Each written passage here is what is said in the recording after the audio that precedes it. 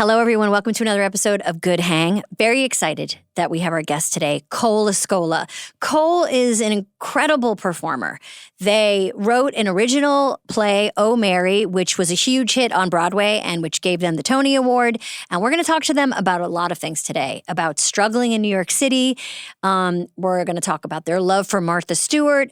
And we're going to talk about what are they filling their days and nights with now that they've stepped away from their very famous play, which is still going on, by the way, and which depicts a very insane Mary Todd Lincoln with zero research. Highly recommend. Before we get started, though, we are going to check in with someone who knows Cole, who has a question for them. And that person is comedy legend, incredible performer, and just the funniest lady around, Amy Sedaris.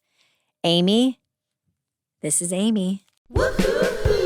This episode of Good Hang is presented by Walmart. School supplies, we all remember getting them. I remember Trapper Keepers and so many colored pens, but now I'm sure there's a million more things to get. And thankfully, Walmart has essential back-to-school supplies starting at 25 cents, plus all the latest tech starting at $9. Who knew? Hello Kitty pencil cases, Nintendo notebooks, food-shaped erasers, Chromebooks, keyboards, and more at low Walmart prices. They even have Lilo and Stitch headphones. Who knew? Shop Walmart.com to score their favorite back-to-school tech and supplies.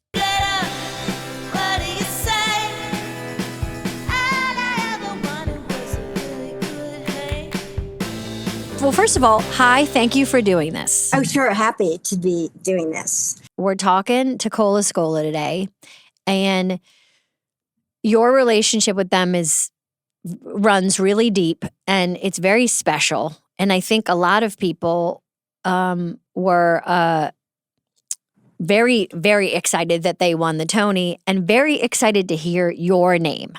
I was just as surprised. Yeah, that was so sweet of Cole to mention my name. Maybe because they owe me $5,000. I don't know. Do you think now, where you are in life, you could do Oh, Mary? Me? Well, I was going to say, why aren't you? You should do Oh, Mary. I don't know if I have the energy anymore for that schedule. I don't think I could do it. 8 days a week. I mean, I'd like to, you lose weight, you get muscle. I mean, at that aspect, live audience, but man, that's a brutal schedule. That's for a young person.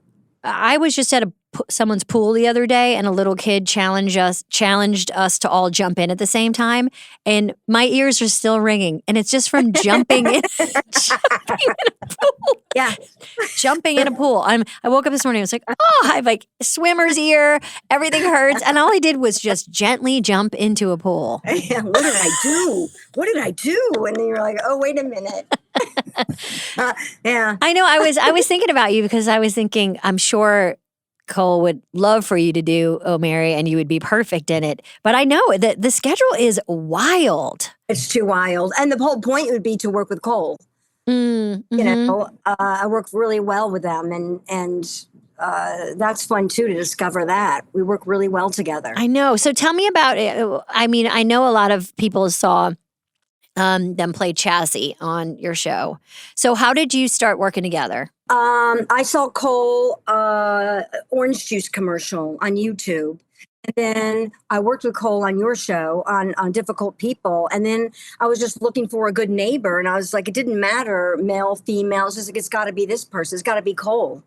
And, always came in prepared, always came in with lines in their back pocket.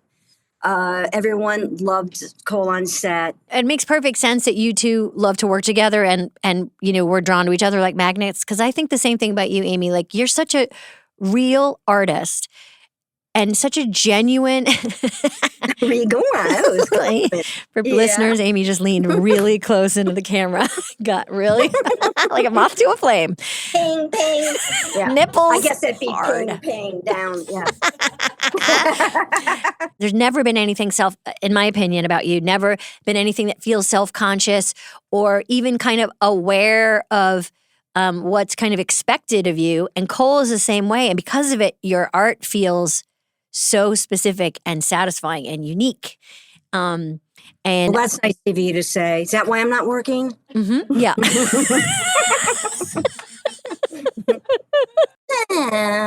So you've never done a Broadway show? No. Oh, that's nuts. I've never done Broadway. Off Broadway I've done, but have you? No.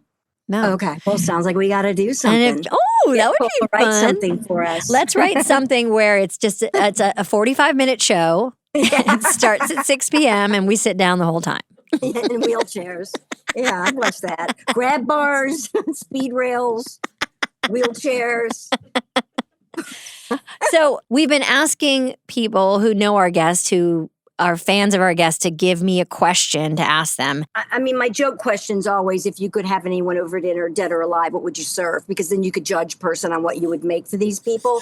But, and I get interviewed a lot. They'll ask, like, what do we not know about you? And that's kind of hard, because one thing about Cole that I really admire, and also about young people, is they're so, they'll tell you anything. You ask them a question, they're so honest and open about it. You're like, oh my God, isn't that private? Or, what don't we know about you since you've been telling your whole life story? So for me, I have cholesterol. People would be surprised to know that about me. I always say Cole's an old soul, young spirit. I have that, the joke question and the lesson. Oh, I was curious after all this entire journey, like if Cole had to write a memoir right now, like what would the name of it be? Like this is a huge success story, don't you think? That is such a great question. For people who are wannabe performers, this story of Oh Mary, the story of the show that Cole wrote, starred in, and then won the Tony, is what is the best version of writing something for yourself. Yes. And success story. Yeah. Yeah, success story. I wonder if there's going to be a movie. If it would be really, who would be good in the Oh Mary movie? It would be like, I say get Linda Hunt in there somewhere. Linda. I want more Linda Hunt. Well, I'm so fascinated by what's behind you in your apartment because you have the best taste. Well, I'm doing a photo shoot in here today. Okay. That's my new miniature dollhouse that I decided to have built into my fireplace because I have a lot of miniatures. And so just put that together last night. What's your favorite miniature in that behind you there? Wheelchair, the wheelchair. It's well made. It's handmade. It's beautiful. Crutches. That they don't make anymore. Handmade umbrellas out of toothpicks. Ooh. Yeah, I have a really nice collection. Bearskin rug.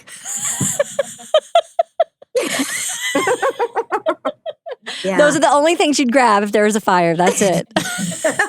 Yes, you're right. Thanks, Amy. Thanks for your time. Thanks so much. Great to see you. Bye. This episode is brought to you by Visible. Some searches lead to answers. Others lead to niche conspiracy theories about pigeons. Thankfully, Visible is the wireless that keeps up, so you can follow the weird wherever it goes. Get one-line wireless with unlimited data, talk, and text for $25 a month, taxes and fees included. Plus, Visible runs on Verizon's 5G network, so you get great coverage and a reliable connection without the premium cost. Ready for wireless that lets you live in the know? Make the switch at Visible.com. One-line wireless starting at $25 a month. Terms apply. See Visible.com for plan features and network management details. Cole, I'm so happy you're here. But I haven't seen you. I've obviously seen you on stage, and I've seen you on TV, and I've seen you everywhere, but I haven't seen you in person in a minute. How is it feeling having just finished your run? I know we're just catching you. It feels insane. We kind of joke sometimes here about like how we always talk about like hard work and like acting is work and hard work. And in many ways, it's not that hard. This is not that hard. No. But what you do is very 8 shows hard. a week is really like, I used to think like, well, you have your days free. Totally. Like, oh, come on. But I will never think that way about Broadway people or theater people ever again. It is the hardest job. So hard. So hard. And the hardest part of your day is at the end of your day. So it's like you can't even enjoy your day. Well, but I slept. I go to sleep at like 5 a.m. Okay, talk to me about your sleep. For a Okay, second. so I love talking about sleep. I'm kind of weird. I'm like one of those quirky kind of people. I do the show. I'm like vibrating, hyper. I eat after the show. I have acid reflux, so I need to wait at least 3 hours. Which one's Yep. is this mine? Raise your hand. Is this mine? Is this mine? Yeah. I Sorry. just realized that I have that too, but I didn't really know what to call it. But it was like, oh, when I would be Like, what's this performing. burning in my throat? Yeah, I hate totally. that. Pass the marinara, please. Yeah. So what did you have post-show? Was it a similar meal or different? It was, not a lot's open at like 10 p.m. So Yeah. it was either Indian food, which is great for acid reflux because it's very mild, Yeah, just some cool spices. just some spicy cream sauces. Amy Sedaris always says, hot creamy meal straight to bed. So yeah, that or like a bowl, like Okay. just slop, and the most chaotic bowl, just like adding ingredients, not considering what they will add up to. Yeah, how Just they're being going like, to marry. I like oranges. So you get your bowl or your food. Yeah. You eat, and then you would then stay up till 5 in the morning. yeah. Just like basically being on your phone, looking Being at on TV. my phone, watching YouTube videos, Marco Poloing my friends. Do you use Marco Polo? Yes, I love Marco Polo. It's the best. I thought that was a Gen X thing, but millennials like Marco Polo? Millennials are dipping their toes into Oh my Marco God, come on Polo. over. Gen Z could not be more. They're embarrassed. They're embarrassed, But and I Gen get Alpha don't stressed have if- phones. They're like, Their you're phones sick. are in their head. Yeah, exactly. They're implanted Yeah. in their heads. Yeah. Yeah. But I am like kind of obsessed with the fact that you have this open spaces, like you're wide open space now. Yeah. What Well, are you going to do? To be honest, I was really like, I got good hang on Monday. That's my next, I'll Got get it. there and then we'll figure it out.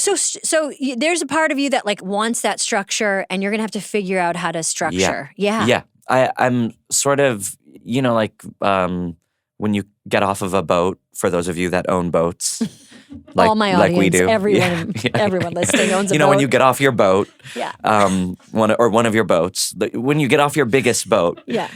and you're like you're wobbly, you're Yeah. sea legs. That's how I feel. I used to say that about SNL. Like leaving SNL was like a train pulling away. Yeah.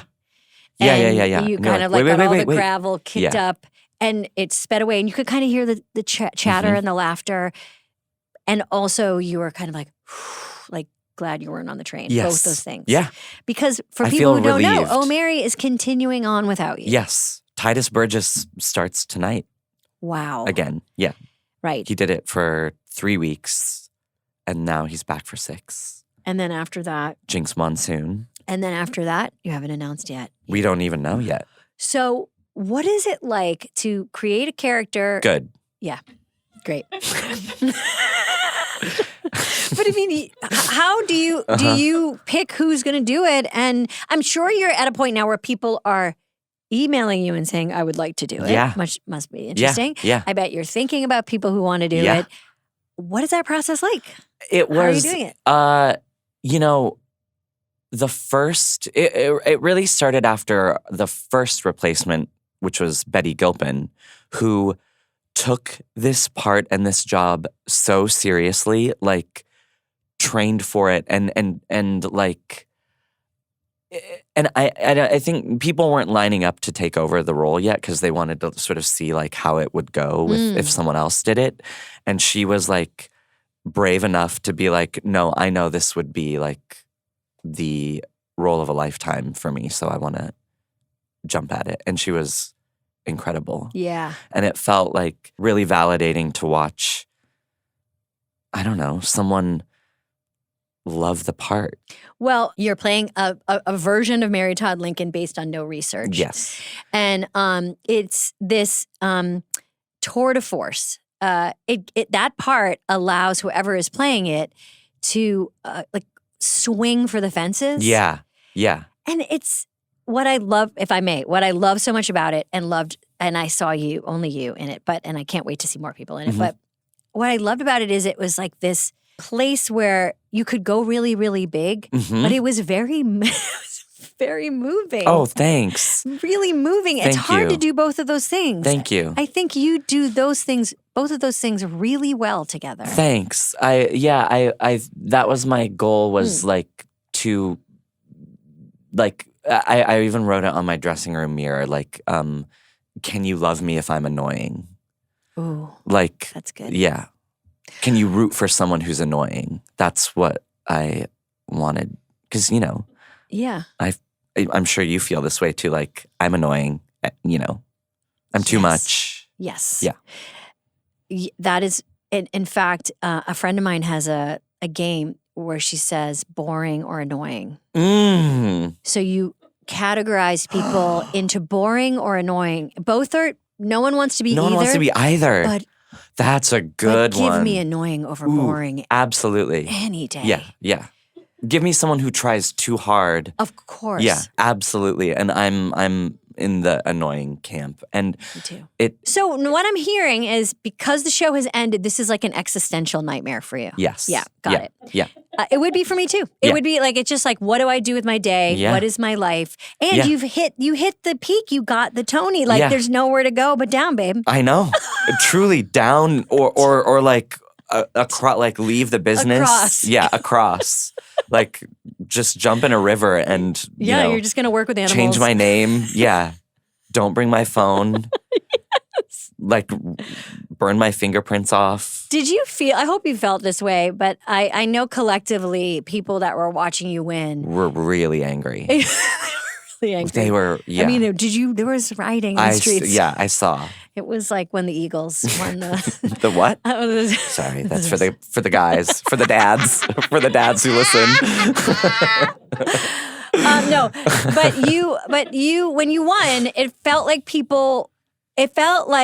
you were carrying the hopes and dreams of a lot of people. Okay, well, Did you feel that pressure at all when not you were pressure. I felt like the best part of the whole experience was like people that I have been performing with for like 15 years at like Joe's Pub or the Duplex or people that came to see the shows, like so happy for me. Like that was the best feeling. Like I scored a goal for the team. You know? Everyone felt invested in it because they felt like they were part of it and they saw it when it was smaller and then getting bigger and growing. And it felt like this, like, it was a rare combination, your show, Oh Mary, of feeling indie and small and private and just for you and the entire Broadway community and the entire country coming and feeling the same way too. It was a wild combo of both those things. The whole country came. The whole We looked at the You numbers. looked at the numbers? Yeah. There was like Even four, like South Dakota? Yeah, there were 4 people in South Dakota who like said they were going to come. and they still might. They still might, but yeah, now it's time to go away, I think. Okay. Yeah. Yeah. Take a little break. Oh, if I'm sick of me, I can only imagine how my friends feel. I know that nobody actually knows who I am, but the people who do, they've had a lot of me this past year. But I gotta say, you have handled it pitch perfect, Cole. Like, you've been so funny, like super funny, like self-deprecating, but not like falsely modest. You've been in, like, it really feels like you've been thank you so much. feeling the Oh my God. Now you're ruining it. To work with people that you respect and like, this is my job. I know, like I get to play. I get to come here and this is my work. Like, who am I to complain? I'm so lucky. Like, I don't even remember who got nominated. Like, the award is not the thing. No, and we were all rooting for each other. Yeah, you know? The And like, best part has been getting to know people. I actually hate when they called my name, my heart broke. I for thought the other George people. Clooney, like now, my friend. My friend friend. George. Now he's going to Lake Como without this trophy. And that's And like, I get to have it, so I sent And it like to him. I sent it. I did. You did. I did. And you sent it from the heart. I sent it from the heart. Or I sent him a picture of it. Yeah. With You're not my gonna finger. Yeah. Yeah, you're not going to give him the real. No. No, he doesn't deserve it. He has too many. And famous, you ran up there famously. You really hustled up there. Why?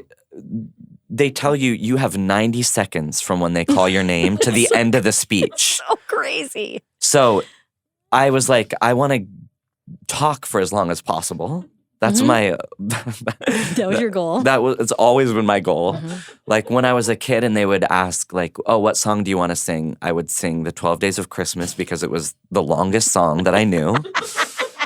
And still the longest song. But so I was just like, well, I want to be able to thank everyone that I had in my head because I didn't write anything down stupidly. Such a good speech. Such a good speech. Thanks. But I left so many people out. But that's okay because what you did is like, I think you learn a lot about somebody when they give a speech because to your point, you were aware of the time. Yeah. You were trying to use it to your advantage. Yeah. It's shocking to me how many people get up there and they go like, anyway, and you're like, time is ticking. Yeah. I can't believe you are taking so much time. It's also that thing that I think it was on this podcast that Tina said to you about like, that Steve Martin said, so this is like, you got to kill every time. Yes. It's like, I do feel that. Yes. Yeah. You have to be funny and you have to be gracious, but you have to be, like, you have to produce that moment. Yeah. And you produced it really well.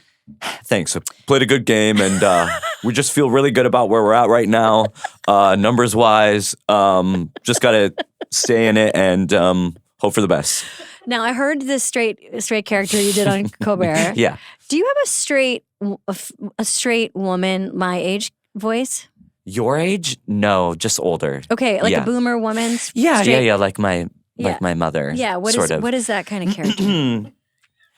Well, I'm a little bit hoarse, so my voice is a little lower than I'd like it. But we were gonna go up Saturday and just see what Tracy and them were gonna cook and just nothing. For people who can't see, Cole is Closing? touching their head a lot. Yeah. And you're right, just a little aggrieved. And a tiny headache. Yeah, tiny headache. Just thinking about, just felt like talking. That's my favorite. I mean, when I was growing up, just hearing small talk between women at the store was my just heaven. Well, you were raised primarily by women. Yeah, by my mother and my grandmother, and I loved my grandmother's friends and, complaining about health issues. Okay, but you grew up in Oregon. Thanks. And and I'm not trying to make you feel bad. No, you grew up in Oregon, you got into community theater, you made your way to New York. Yeah. What was like the first, like, can you just paint a picture of when you first arrived in New York City? How old? 18. Yeah. Fresh from my hometown, and then the first place I lived was the 92nd Street Y on the Upper East Side. Now imagine an 18-year-old little gay kid coming to New York City and that is their first impression of New York, the Upper East Side, thinking like, wow. Wow. I can't wait to have fun. Old men. Wow. Oh, wow. These restaurants close at 6 p.m. This is amazing. Yeah. And why did you end up over there? I went to, we can bleep the name of the school out. Okay. Boop. For 1 year, 1 calendar year. And their dorms were at the. And why did you drop out of college? Couldn't afford it. Like I couldn't even afford to take out any more loans. Was that a stressful? Were you thinking like, this is a nightmare that I can't? Or I were was you happy? No. I was heartbroken. I was like, I didn't know how I was going to get back to New York because I sort of figured this out the first summer I came back home. I was working at a church camp with my brother, mowing lawns, digging post holes, washing dishes, and then I found out like they're not going to give you any more loans because you don't have unless you have a guarantor and all the adults in my life were poor. Yep. And I hated them for that. I was like, it was so like, juvenile to be like, well, maybe if you'd made better life choices, Mom, I could live out my dreams. And now I'm like, thank God I don't have student loans. Yes. I don't have student loans because know. I couldn't afford to go to school. I mean, rejection is God's protection. Yeah. Thank you. I love when you came up with that. I came up with that. I remember when you came up with that. What did you do though at 19? Then you just worked hard and I worked at the Scholastic bookstore playing Clifford the Big Red Dog. Wow. And I worked at the cash register as well, but that was I really came alive when I played Clifford.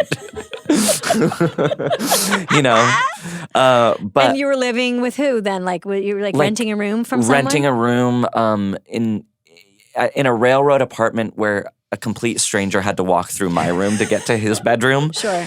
And often I had one season of Sex and the City on DVD and I was always missing one disc. And then it would appear back the next day, and then it would disappear. And he took it. He took it. It was a straight guy, and he was like jerking off to it. Oh, because of the sex scenes. Episodes. And this was this was what year? 2008. Mm-hmm. So porn was available online. Yeah, he could have. But there was just something about Kim Cattrall, I guess. That probably that. Hey, I get it. Hey, I get it. Hey, I get it. We both do. We both get it. When did you first get paid to be an actor? Other than Clifford, but. But my first paying job was when I was 11. Really? I was in a regional production of The Grapes of Wrath. I made $50. Total. Okay. Yeah. Yep. I played Winfield Joad. Okay. My lines were, Ma, look, over there. Great. Yeah. That's $50. $50. But I did come up with, I've said this already to Mo Rocca. I'm sorry for those of you who God, then we're going to cut it. If you've already put it on Rocca. But I think you'll appreciate this. At 11, I came up with, there's a scene where everyone's saying grace over food. And I came up with stage business of opening my eye and stealing a piece of food. Oh my God. Yeah. I have a similar story, which is when I was about that age, 10 or 11, I was Dorothy in The Wizard of Oz. And I have to... Great comedic part, by the way. Hilarious. So many laughs. And because it was the 80s, they just gave us a real dog. They were like, hold this real dog. It was just someone's dog. And I had the dog the whole day and no one fed it. And it was, and I would never do that now. Yeah. But someone just gave us a dog. I was 10.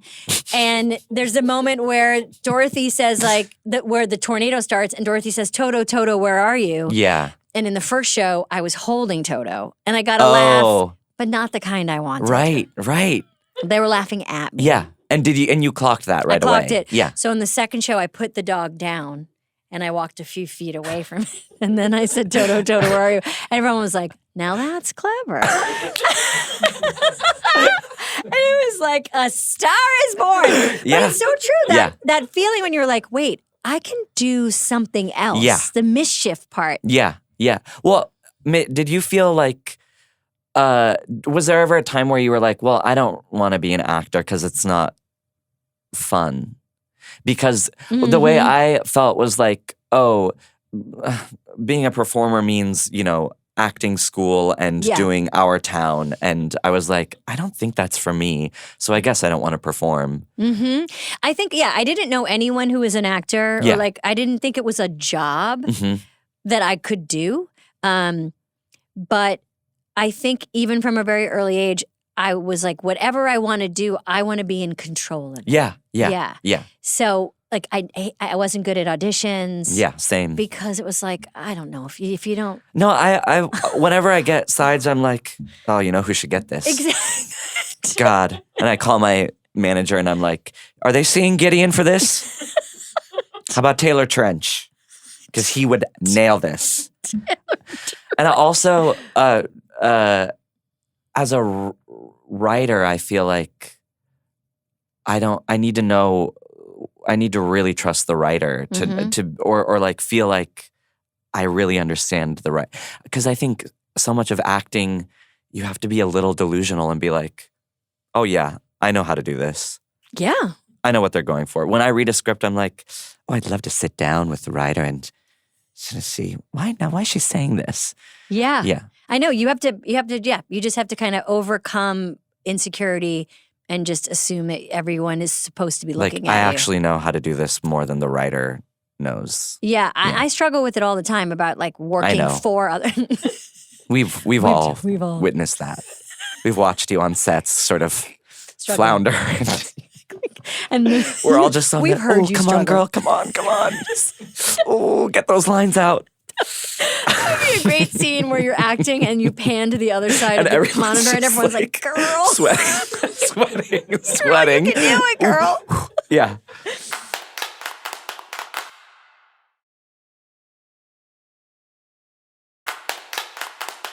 We worked together on a show called Difficult People. Yes. Speaking of great writers, Julie Klausner and Billy Eichner and Scott King, and we were all working together on a show, and that was a lot of fun. That was so much fun. That was like, and that was a situation where like I trusted Julie completely. Yes. And like the character was, I just got it immediately. And the character was? Matthew, this basically demon twink. Yeah.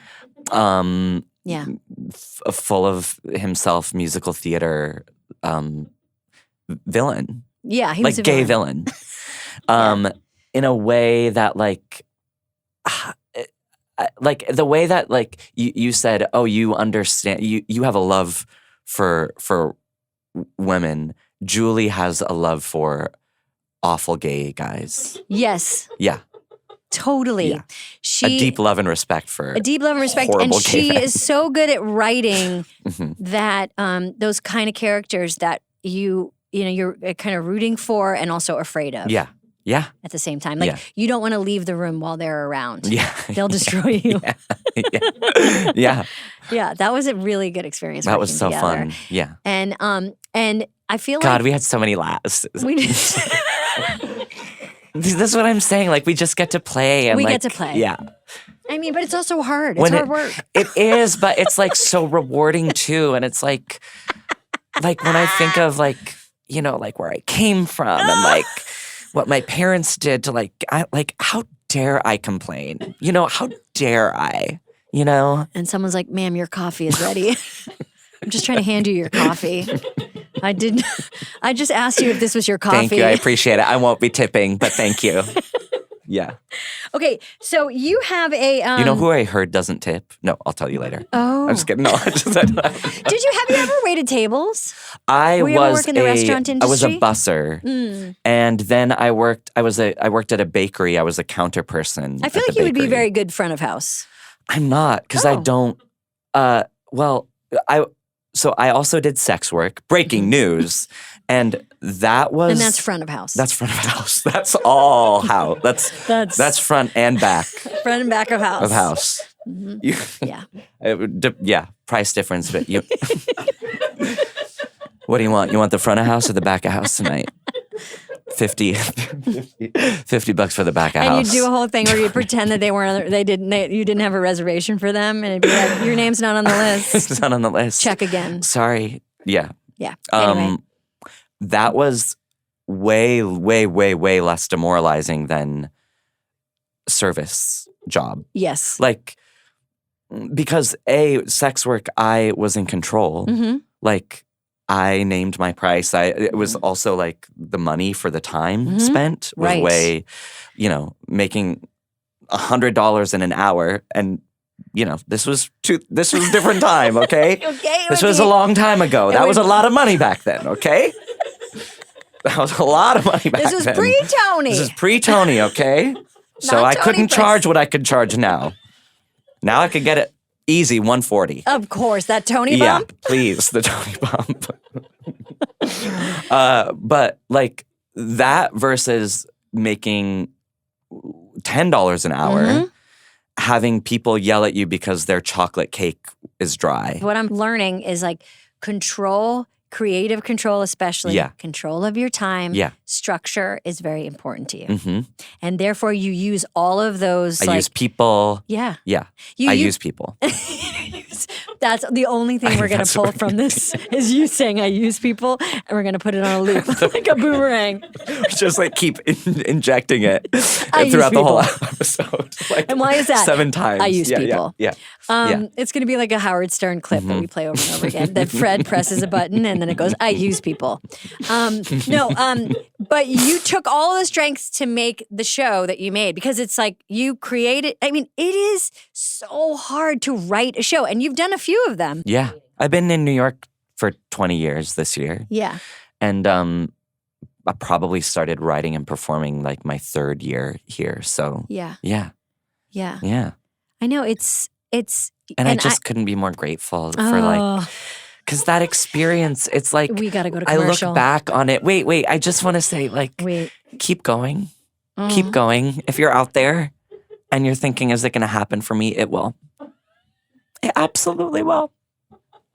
Sir, we got your test results back. And I've been trying to tell you. Thank you so much. We really need you to see a doctor. But what I want, so I talk, so when you thanked Amy Sedaris. Yeah. That was a big deal for a lot of people. And it was, and you thanked many people in your speech. And for people that know Amy Sedaris' work, what it felt like was, I can't explain it other than this genuine moment of a friend who was there for you, and you thanked a lot of your friends who were there for you for a long time. Yeah. It was really special to feel that. I really I thought like, who do I want to hear from the next day? Like, who, like John and Claude, like all of my friends that I thanked were like, what? Like they sent me a picture of their like jaws hanging open. Like I can't believe you thanked me. But like my friends are the most important people in my life, and I would, what am I gonna pull up some corny ass teacher from? sorry. You've never had a teacher. Never had a teacher. Not once. You've never had a teacher. You brag about that. Yeah.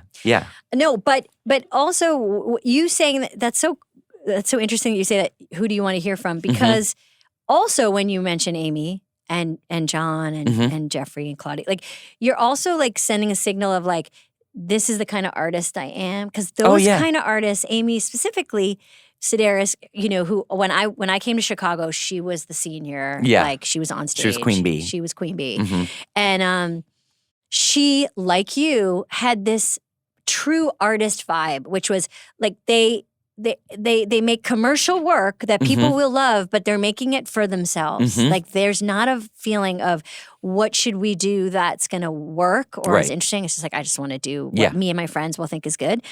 And we talked to Amy before this podcast. Oh boy. Let me have some Coke Zero. And she loves you and talked about how thrilling it was to hear her name and how she was watching it with everybody. And it was very exciting. And your appearances on her show were so stupid and funny. Yeah, thanks. Incredible wigs on that show. Oh my God. The best. Yeah. Amy is such an expert on wigs. Yeah. And I'm sure you are at this point too. I've given up a little bit. Okay. Yeah. Okay. How I'm sure you know how to put on your own wig. For people who don't know how to put on their own wig, what are some tips? Honestly, some people just don't have a face for wigs. And I have the perfect face for wigs. You do have a great face for wigs. Look, I'm not saying I'm stunning. You are stunning. But I'm not saying that. Okay. You said it. Okay. I'm not saying, I have a lot of faults. My teeth don't match. None of them look like they belong together. But my face is perfect for wigs, and I can admit that. It is. Every Thank you. single wig changes your face. Thank you. And every single time you put on a wig, I just it looks feel lucky like that I get to do it. Sorry. It's just it's play. It's play. Like it's my job is to play.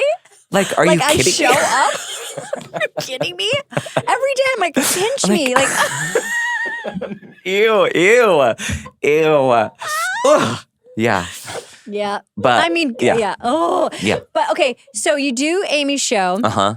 You thank her at the Tonys. Mhm. And she had a couple questions for you. Okay. Great questions, of course, because it's Amy, a genius. She had 2 questions. The first Okay. one was, if you could have a dinner party for anyone alive or dead, Mhm. what would you serve? I hate cooking. Oh, Well, I hate doing dishes. yeah. And Mm-hmm. I'm also someone who, if the recipe says like it takes an hour and 15 minutes, I need 4 hours. Yeah. Because I'm doing every step like 4 times in my head, repeating it back to myself, Marco Poloing a friend, explaining it to them. Taking notes on that Marco what I'm Polo. taking notes on that Marco Polo. I would make mashed potatoes.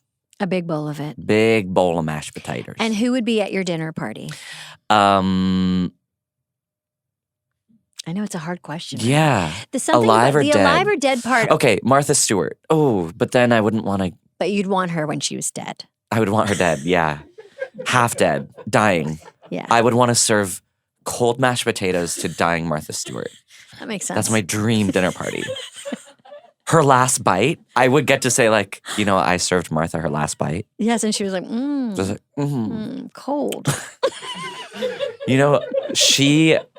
I was obsessed with Martha as a child. Ooh. I was her show from the 90s, Yes, where yeah. it was like in her home. Yes. And she would be like, while the pie's baking, let's retile the roof. It was like, she just assumed like, you can do it. There's time. Yeah. It takes 45 minutes for the pie. That's plenty of time for the roof. Get up there. That's the best thing about waspy energy, which I never knew growing up. I wasn't around it. And when I was finally around it in college, I couldn't believe how much the women got done in a day. Yeah. Oh, it was a lot everything. of mucking about and getting things done. She's in a cranberry bog, while her steak's marinating. Yeah. She's doing it. She's really doing it. And then, but I loved her show so much and I wanted to be like a Connecticut wasp, but I would spend all of my birthday money on Christmas decorations because I wanted to, copy her. Because Christmas was the most important holiday Christmas for Martha. is the most important holiday. But I met her a year ago at this little dinner and we were alone at a table because no one else had sat down yet. And I'm like, don't talk to her. Leave her alone. She doesn't need to know, how much she means to you. And she just looks over at me and she goes, "Are you Mary?" And I was like, yeah. And she was like, "I haven't seen the show yet, but I love history.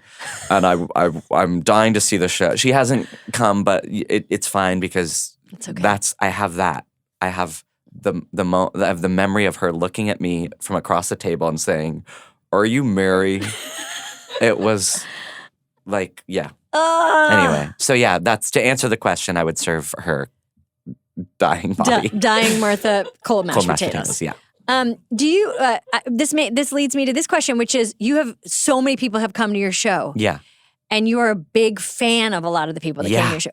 Who stands out as people that was like, wow, I can't believe they're here? Well, Rosie O'Donnell was big for me because I would run home after school every day to watch her show, and that was my only avenue to seeing Broadway performers. Was her show, Yeah. That was big. Elaine May. Yes. That was huge. That's it. Everyone else could fuck off for all I care. Get out of here. Get out of here. Yeah. But you would greet people after your show so tiring. Oh, I love it. You do. I do. Maybe because I wrote it. Yeah. So it's like it feels from me. Yeah. So if I was just acting in someone else's show, I'd be like, can I please just go home? I felt a little codependent when I got the chance to see you after your show. And I felt a little codependent about like taking up your time because I just felt, I know, but you were so generous. And I was like, wow, Cole's being so generous with their time after the show because I just felt like, oh, you must be so tired. No. You have to get to bed. But now I know you had hours before you would sleep. Hours before I would sleep. And also like the thing, people after the show are like I know you hear this a lot, but I'm like, it's never enough. We're not performers because like, you know what, I'm fulfilled. I don't need any more validation at all. Now I just do it for you. No. And also like every show I'm working my ass off. Like I want to hear after every show feedback, you know? Yeah. Yeah. And so I would, I'm sure the stage manager and director were so sick of me. I would be like, just like, I would come off stage gasping for notes, being like, scene 3. I know I didn't get there. I know I didn't get there, but I think I stuck the landing at 4, right? They'd be like, yeah, it was the show. It was the show. You've done it 500 times. It was just like the rest of them, but yeah. But that's the way to keep it fresh. Yeah, it's like you're just constantly tweaking it. Yeah. And the other question Amy Sedaris had was, if you were to write a memoir of your, past year and a half, and you had to title it Today, what would it be called? Enough already. Enough already. My year on Broadway, the hard way. A story of love and redemption. Still going. Keep going. Love and redemption. Through the eyes of someone who's seen it all and lived to talk about it. Or slash. Enough already. Bits and bobs. Okay, I have a few quick lightning round questions to ask. Okay. What is your and this is just fun. These are just these are just for fun. Okay, I can relax now. Until now it was very serious. Yeah. I felt really sick. Yeah. The earlier stuff we do have to send to the government, but this we can just keep for ourselves. Oh, honey, too late. They're listening. Well, let me ask you this. Have you ever sent the wrong text? Oh, yeah. It's the worst nightmare. There was someone that I had a crush on who I was very attracted to. And I went to send a picture of him to my friend. Yeah. But instead I sent him a picture of himself. Yeah. And then quickly was like, I think I said something like, I love this shirt. Like, where'd you get it? Just sweating bullets. Yeah. Oh, yeah. Have you ever sent a screenshot of a convo? Similarly, like a screenshot and then sent it to the person? No. I don't think I've done that. I've almost done that. And, I've definitely heard tell. And have you done that? Yes. Oh. And I've tried to cover it by being like, can you see this? I said something saying, wait, can you read this? As if something was wrong with my phone and I was testing my phone. Well, now they know. You got to cut this out because, I was like, 8 of your friends right now are like, can you see this picture? Bitch, I really thought she was going... And they're like, yeah, I do. And you're like, oh, good, because my phone has been weird and I'm trying to figure out if my screenshots work. Let's get lunch, please. Anyway, love you. Great to see you. Love you so much. So happy you're back with that guy. Yeah. Okay. Yeah, so what is your go-to, do you use eBay? Yes. What's your go-to search term? What do you search eBay for? I guess my most used word is vintage. Mm-hmm. Yeah. Or I'll just type in an actress's name and then sort by price highest first. To get the highest item first? Yeah, because that's what's going to be, this was her couch. That's smart. That's how I have Marlene Dietrich's library card. Okay? You do? Yes. I've talked about this. I told Mo. You know this, Amy. Come on. You already told Mo this. I told everyone. And by the way, that reminds me, beautiful homage to Bernadette Peters. Oh, thanks. Your dress, beautiful. And you heard from Bernadette, yes? Yeah. And that was the most what did she say? Beautiful I've ever felt. She said, I thought they looked absolutely lovely. Although when I wore my chest hairs in a different pattern. Oh, perfect. But more importantly, congrats, Cole, on the Tony. Yeah. Oh, what a class Very act. class act. Why is Bernadette Peters important to you? I mean, as a kid, she just was Broadway, Yeah. you know? Like, and I don't know. She's show business, you know? My dad used to say, like, make a joke. He'd be like, the only person I would leave your mother for is Bernadette Peters. That's the term and I was like, a little. why are you telling me this? This is weird. like picking me up for my soccer game. Like not letting you, like putting his hand on the door before you're about to leave. He's like, wait.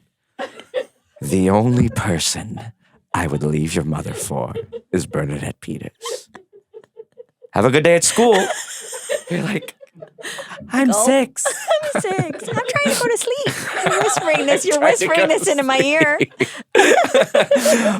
Julie Klausner is the one that I first heard the term a little something for the dads when she was doing on her podcast a Tony's recap of Aladdin. Aladdin had performed at the Tonys, and they had the sort of like the girls sort of like shimmying, and she said like, oh, a little something for the dads to show like, hey, Broadway's not just for the women and those gay guys. We got a little something for you too, fellas.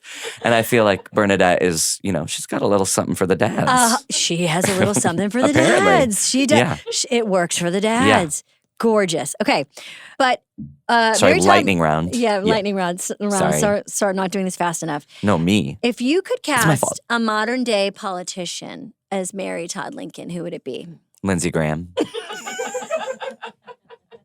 Would probably, he'd probably learn a lot about himself. That's right.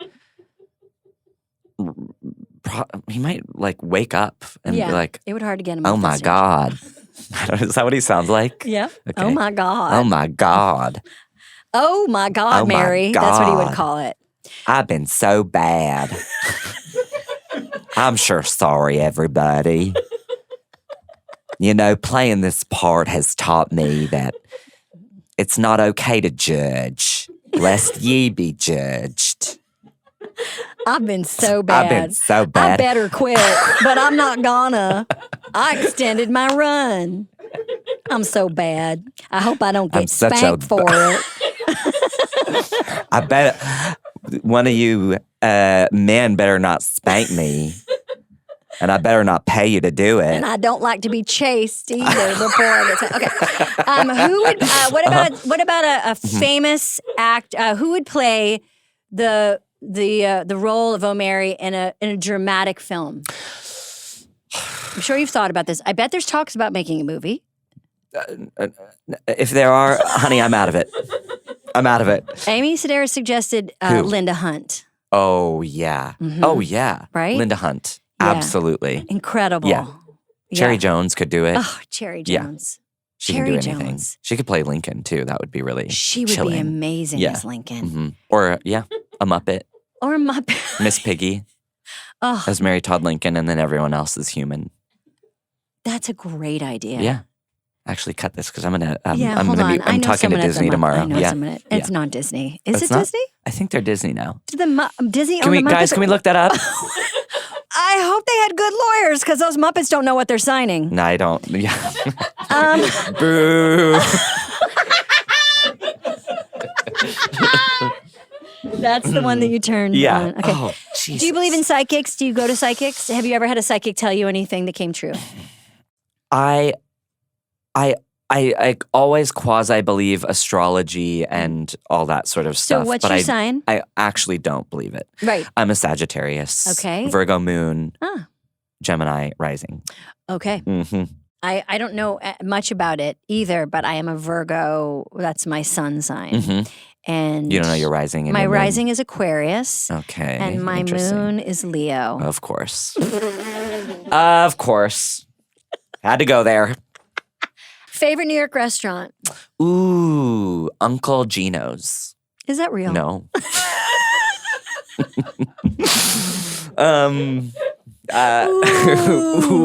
Ooh. Sunday, 5 p.m. before the dinner rush, getting that corner table at Uncle Gino's. Ask for Gino. He's always there. He's always there Sundays early. Get there Get early. the corner table and just sit and people watch. I love to just sit and eat my pasta and just sort of people watch. Because, actors, we absorb. Sorry. Okay, ABCV is my real answer. Okay, great. Yeah. What is that? It's the, ABC Kitchen. Yeah? They have a vegetarian vegan restaurant. Are you vegan? I was vegan and then I started eating eggs last year because I was so hungry from the shows. Yeah, of course. You need your protein. For some reason, I was just craving eggs like a snake. You're lucky you're not a 50-year-old woman because we need 47 grams of protein a day. Do you really? Or else your bones just crumble. You turn into a bag of dusty bones. We have to eat 45 eggs a day. Oh my God. And then lastly, if you had to choose just one cult to be in, how would you design your cult? And what would be your... Like if I was the cult leader? Well, great question. Would you like to be in it or would you like to lead it? I would like to be the first lady of the cult. The Sheila to the Bogwan. Exactly. You'd like to be the lieutenant. Yeah. The Mary Todd Lincoln. Yes. Yeah. And you'd like to keep promoting the cult leader and being they're really important. You have to pay. You'd the be one who's doing all the work. Hyping. You'd have all the power. With all the power, but no glory. Sort of just behind the scenes being we got him, like in the back of a black car. I mean, I always love those cult documentaries where the second in command is talking to us about how incredible the cult leader is, and then they finally reveal the cult leader. And you're like, huh. Yeah. Like, Jared? Yeah, Jared. Jared? Okay. That's the guy we're talking about? Wow. They're always described as very charismatic and hypnotizing, and then the picture is just I guess those people are like agents, essentially. Yeah. Being like, yeah, they're the hype. You're gonna, oh my God. You're gonna love him. Oh God, he's so hot. Just wait. And then the last question is for today: what are you? Okay, you've got free time. You're gonna have to put some structure in your life now, moving forward. I'm not gonna ask you what's next. Yeah, because I feel like it's too soon. Yeah, I just don't know. Yeah. But I want to know, what are you watching, listening, reading, and what are you doing? My kids. No. Oh, no, not doing, I mean listening, sorry.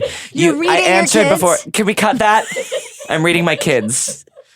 Listening to my kids. Sorry. I just want to focus on my kids. I'm listening to my kids. I'm having dinner with my kids. I finally get to have dinner with my kids. I get to just be a mom.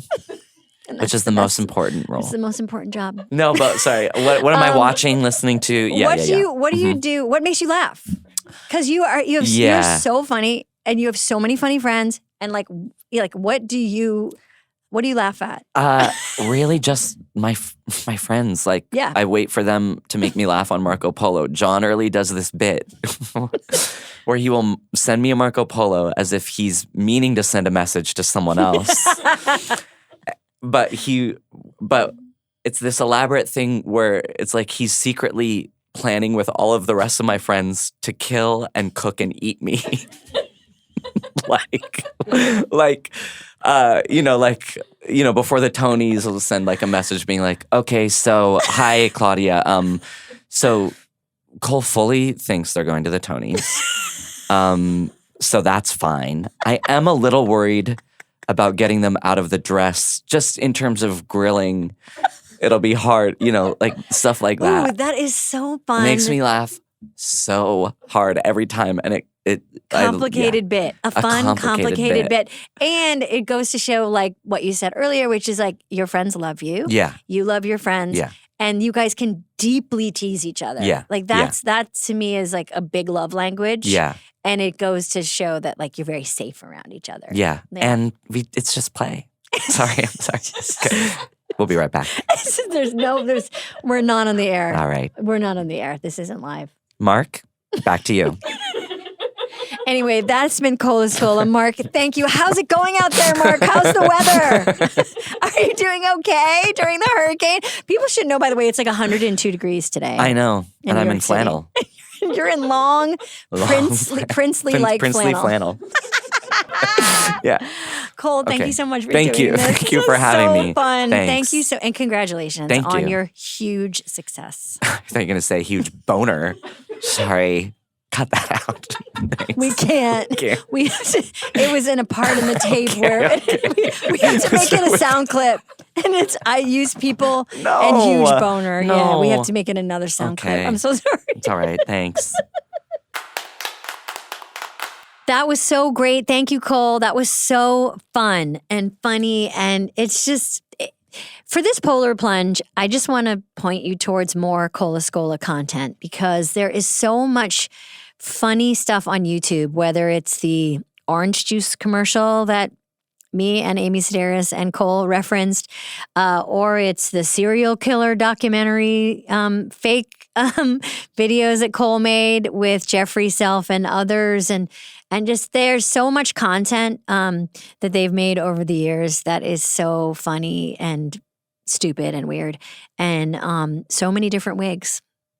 And they have a face for all of them. So check that out. And thank you so much for listening to this episode and every episode. And thank you so much for listening in general and for being so nice. Okay, bye.